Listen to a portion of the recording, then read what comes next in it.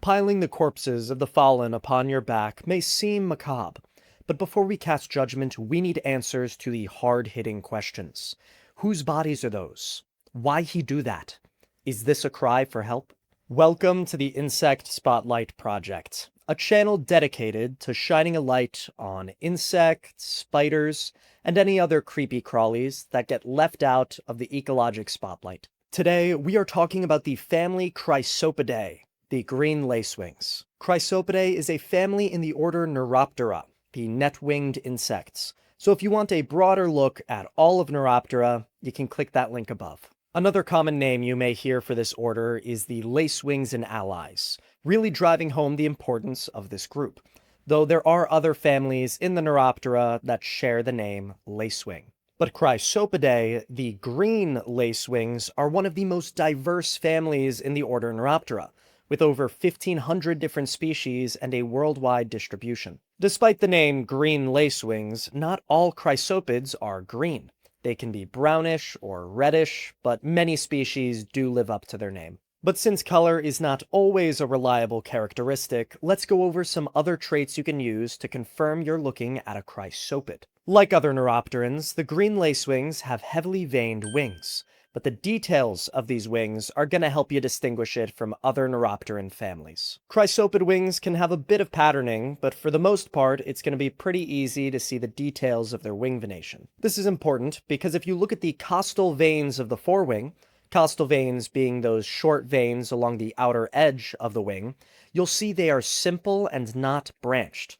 Some of the chrysopid lookalikes, like the brown lacewings, Hemerabiidae, have branched costal veins. There are some other neuropteran families with simple, unbranched costal veins, but most of these have other dead giveaways to tell them apart from the Chrysopidae. Spongilla flies, for example, have unbranched costal veins, but their wings are opaque and have very few cross veins at all, so not many enclosed cells.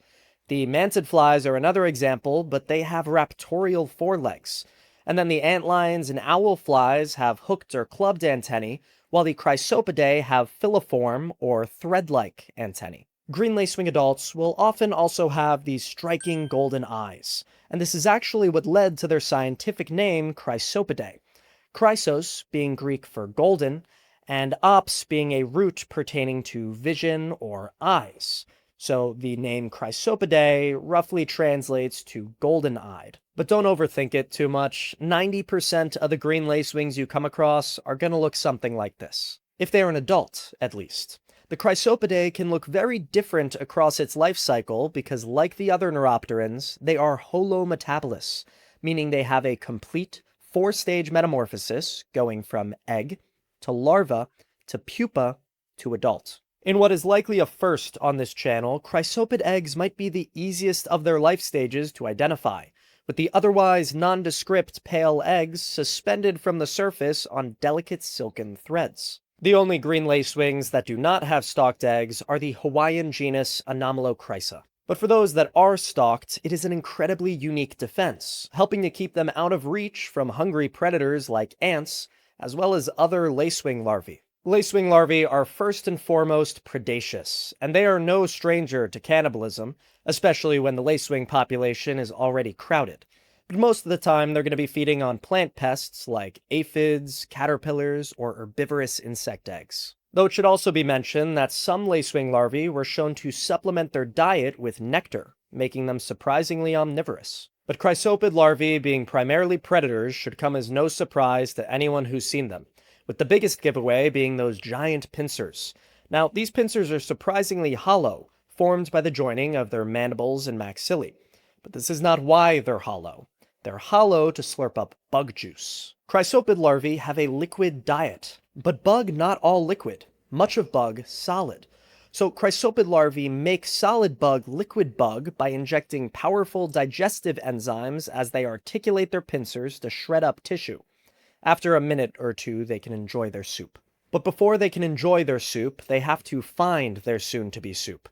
Chrysopid larvae are active predators, so they wander about the foliage searching for soft-bodied prey, clamping down upon contact. This is the general blueprint for green lacewing larvae behavior, but there are plenty of differences in the details. For example, some lacewing larvae will pile the corpses of their prey upon their back to blend in with their environment and avoid being preyed on themselves. Aphids and other sternorynchs are a pretty common prey item for the green lacewings, but these little plant suckers are often farmed by ants for their sugary secretions.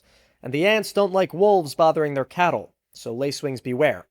However, the chrysopids that decorated themselves with aphid corpses were found to be targeted less by the ant bodyguards. This debris-carrying behavior can be found across a wide variety of chrysopid taxa, and it's not always limited to the corpses of their prey.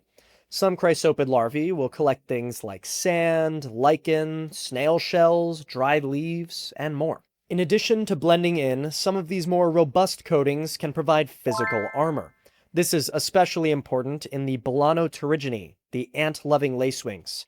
These larvae are myrmecophiles, dwelling within ant colonies and feeding upon their brood. The debris upon their back acts like a turtle shell, protecting them from ant attacks. So although Chrysopidae are often thought of as generalist predators, there are plenty of specialist groups. Even the aphid feeders have specialists. For example, the larvae of Slosson's green lacewing exclusively feeds on woolly alder aphid. But regardless of who they devour to get there, the larvae of the green lacewings will eventually garner enough energy to pupate. Green lacewings will spin a small round cocoon in which to pupate, and after a week or two, they will pop open the top of their pupal case and emerge as a beautiful winged adult. Just a side note, before pupating, Chrysopidae and many other neuropterans will enter an inactive, non-feeding stage called their prepupal stage, and many temperate groups will overwinter in this stage before actually pupating when the weather warms up. The prepupal stage is not unique to Chrysopidae or even Neuroptera as a whole, but it's still worth mentioning. Adult chrysopids primarily feed on pollen and nectar, though some groups do sprinkle in some of their old predaceous habits. Green lacewing adults are primarily nocturnal, but as a nocturnal flying insect, bats can be a bit of a problem. To at least partially defend against these fuzzy gargoyles, many lacewings are able to detect the ultrasonic clicking of echolocating bats with a tympanic organ at the base of their forewing. Now, this can give them a little bit of a heads up, allowing them to dive and maneuver out of the way, but it certainly isn't foolproof. Of the three subfamilies in Chrysopidae, only the basal green lacewings, the Nothochrysinae, lack these tympanal organs, with the other two subfamilies being the Chrysopinae and the Apochrysinae. The Chrysopinae are the largest subfamily, containing over 95% of the extant or living species. But back to the point, being able to hear your predators coming is not the only defense found in the Chrysopidae.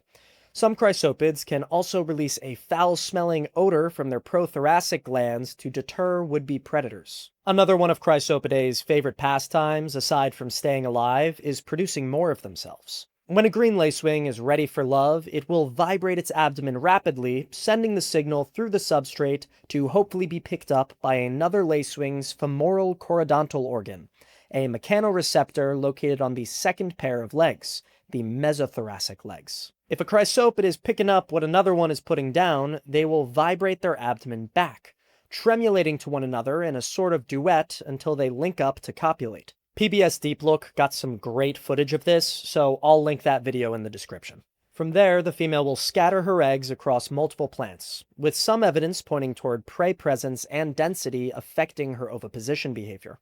In addition to the silken stalk, the mama lacewing will sometimes coat her eggs in a defensive secretion to further protect her future progeny. And just like the mama lacewing, we would love to see all those eggs hatch out into healthy larvae. There are very few situations in which chrysopids are not a benefit. I mean, the larvae can bite, so maybe avoid handling them, but that's about it. The other 99% of the time, the Chrysopidae are a blessing, and not just because they're pretty. These things are pest-devouring machines. Aphids and their other plant-sucking relatives often find themselves at odds with farmers.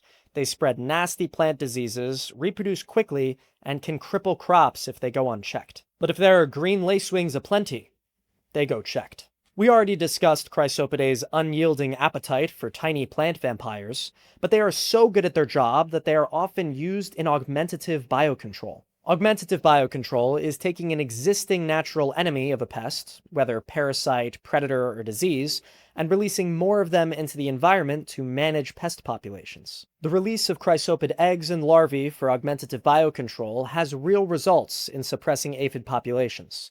But there is an asterisk here. If aphid populations get out of control before you introduce these lacewing predators, you won't see a notable difference, as the predation from the chrysopid larvae will just be a drop in the bucket. Rather, this strategy works best when aphids are present, but in lower number. Another option is to keep your existing green lacewing population happy and healthy. That way, if the pests start to get a bit too big for their britches, the chrysopids are already there and ready to step in. For a local garden, this can be as simple as keeping a native flower patch nearby, but for larger scale agriculture, this can take the form of flower strips and floral cover cropping. Green lacewings and other natural enemies often rely on native floral resources at some point in their life cycle. And for the Chrysopidae, these can also be great hunting grounds for the larvae. So keeping these native flower patches nearby can really help bolster populations. I want to be clear that green lacewings on their own are not going to eliminate all your pest issues. Agricultural systems are complex, especially at scale, and they require whole suites of different control strategies along with careful monitoring to fully maximize productivity while still being responsible stewards of the land. This is what integrated pest management is all about. And even if you aren't growing crops, I still encourage you to plant some native flowers to support these local beauties. But anyway, thank y'all for listening. And if you like the content, please remember to like and subscribe to keep up to date with future videos. And if you have any favorite species, any fun facts I missed, or any green lacewing stories, please leave them in the comments below. I'd love to hear about it. Peace, y'all.